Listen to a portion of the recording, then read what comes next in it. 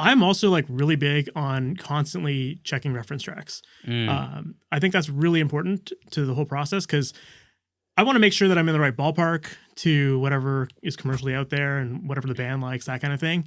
So I'm always asking for reference tracks, and I have my own set of reference tracks that I listen to for certain genres, and so I'm always A/Bing them, and I think that helps me to just make sure I'm in the right ballpark of, my balance, and also making sure that like the frequency balance is fine too. And like not just balance and levels, but frequency wise is really important.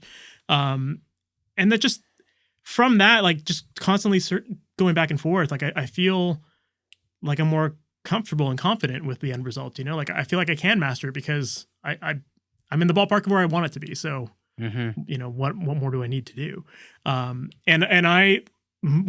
To me, like the best plugin in the world is the Metric AB plugin by Plugin Alliance. I think like everybody should have that plugin. It's like honestly my favorite plugin ever because it allows you to really calibrate your ears very quickly in the middle of a mix.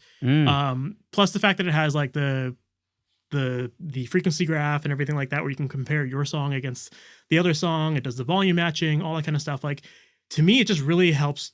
Yeah, just really calibrate your ears and just make sure that you're in that right ballpark. And I'm constantly switching back and forth between reference tracks to make sure that everything's sounding good.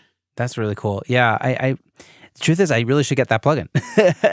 It's like always on sale. Like it's like right now you could probably get it for like $20 on I know, Plugin Alliance always on sale. Yeah. Everything's always on sale, and then they send you the vouchers, right?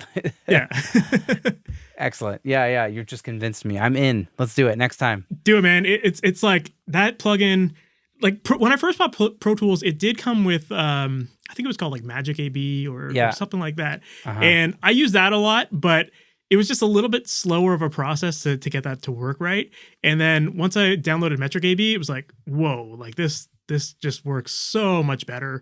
And you can load in like, I think it's like 16 different reference tracks. So you can very quickly switch between things and sync them up to the timing of your song. And I don't know, I think it's such a good plugin. And the fact that you can then save like presets that like I have like a pop punk preset where it's got like all of my pop punk references that I like. And then I usually leave a few slots left over for like, if the band has a specific reference that they like, I can throw those in there. So, I've got that. I've got like a metal one. And like, I just basically have created these little playlists that are just built into my template that I can quickly turn on and off and compare my mix against. Yeah, that's so smart. When you feel like you're starting a master, and when you're at the mastering stage of the mix, I guess, well, you're mastering your mix. Yeah. .com.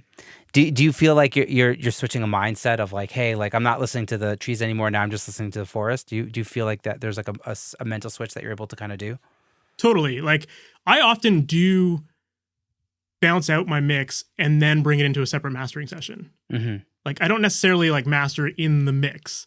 I'll often just like kind of get my mix to a point where I feel like it's sounding really good. And for the most part, it'll be like 90% of the way there. And then my automation stage is done and I'm done with my mix. And then I'm like, cool, bounce it out, throw it into another session that's just for mastering. And then that kind of gets me in that like mastering headspace where I'm like, okay, I can't mess with the individual levels. Like, what do I need to do to clean up the song as a whole?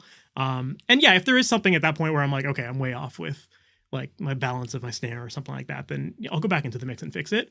But but that's like basically what I would do as a mastering engineer anyway. Like if someone sends me files and I'm like, I think that there's something that would be better fixed in the mix, I'll recommend that so that the mastering process can go smoother and that we get a better result.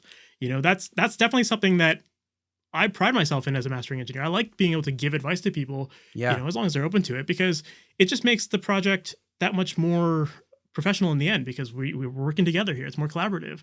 I'm not the kind of guy that will just take your mix and like mangle it to all hell just to like say try to fix it, Yeah. So I'd rather preserve a really good sounding mix and just kind of tweak it lightly with mastering than try to like manipulate it to make it sound the way I think it should have been in the mix, Yeah. I do struggle with that personally of like, if, for whatever reason, there's like no budget and I just need to put a limiter on it or whatever, like if I'm like, mastering it, pseudo mastering it, then I can't really get out of the headspace of like, oh, that's changing what the bass is doing, or that's changing how the snare drum, reacts. Like I can't separate the separate instruments in that mastering stage. I can't like move past that, Yeah, I mean, there's definitely that struggle, right? Because like we all have this tendency to want to just get so in the weeds, but we have to remember that nobody is listening to these songs as like a kick and a snare and guitar, and that kind of stuff, right? They're listening as a whole. So I think we need to remind ourselves of that fact and just kind of like try to check out and listen to it as a whole. And that's a really big reason why I use that Metric AV plugin, so that I can like very quickly calibrate my ears. Like often I'll just like switch to a reference song for like 2 seconds, like literally 2 seconds, just to hear how widely different my mix is frequency wise. And like that just forces me to like not think about the snare volume or that kind of thing. It's just like really like frequency balance. Where is my mix sitting compared to that? And it's just like a calibration tool. So that's really the reason why I'm such a big advocate for that plugin. No, it makes a lot. I really feel that. Yeah, I feel like this is going to be one of the next stages of me. You know, always, well, lifetime learners, like we talked about, right? Like getting better at mixing all the time, never ends. So this just seems like a cool route for me to kind of explore a bit more deeply. Totally, but I also think too, like the other sort of cut you off there, but I think the other thing with reference tracks that's great is that it really helps you to have a clear vision of where you're trying to go with a mix right away. Mm-hmm. You know, because what I think happens with a lot of people is they just open up their session, they start working on their own mix right away, and then hours or days goes by, and they finally finish their mix, and then they listen to another song, and they're like, this sounds nothing like the stuff I really like. Right. And so then you have to go back to the drawing board and start all over again. Right.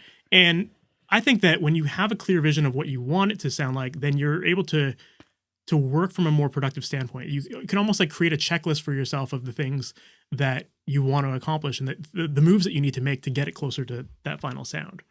Yeah, that's a really good point. I feel like so many of us, because we love this so much and we're happy to spend so much time just like fiddling, we kind of go in our own little loops with our brains and we don't even know where we're going.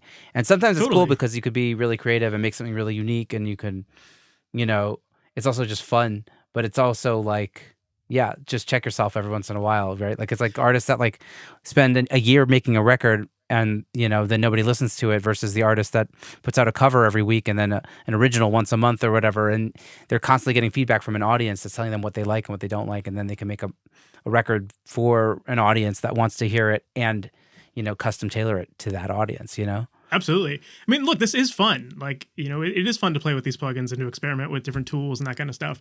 But I think that you have to separate the fun from the work time, you know, and like, if you're just experimenting and playing with things just for the sake of playing with things and or learning a new plugin, like every time you hit play, you're losing your objectivity on the mix. So I think it's like for me, what I do all the time is like in my free time, I'll open up an old mix and I just start messing around with stuff. To me, that's learning time, you know, but when I'm actually working on a mix, like it's using my familiar tools and just getting it done as fast as I can.